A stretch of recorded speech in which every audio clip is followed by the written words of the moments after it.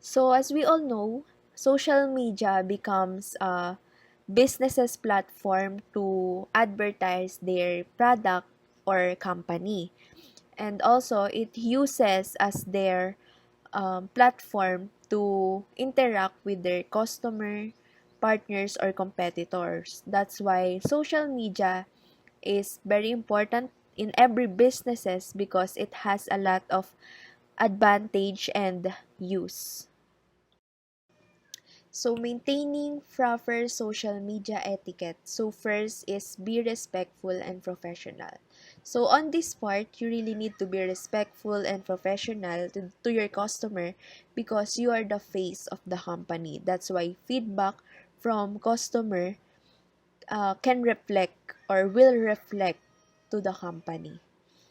Next is handle criticism gracefully. So, to handle gracefully, you need to listen and understand to their suggestion because criticism can help you improve. Next is respect privacy.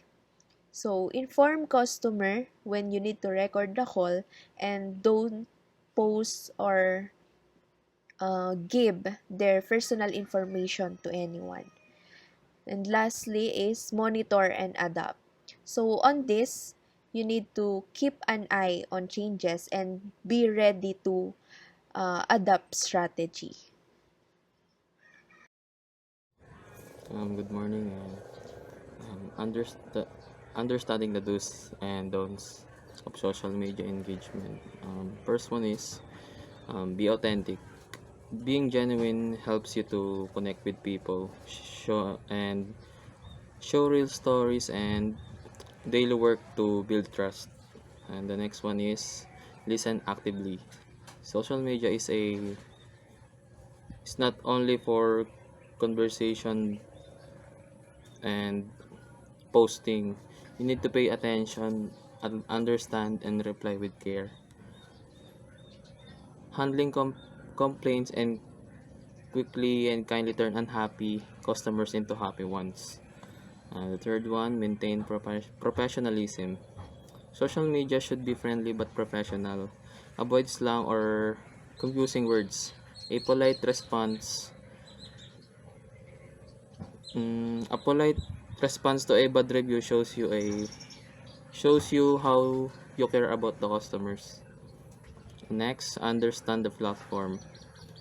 Each social media platform is different. For example, Twitter might not work on Instagram. Creating content that fits each platform helps you to connect better. Mm, for example, LinkedIn use useful information while Instagram focuses only on great pictures about your life and stories. And the last one, stay updated. Social media evolving fast and you need to keep up with trends. Like short videos helps you to stay relevant and interesting. That's all. Thank you.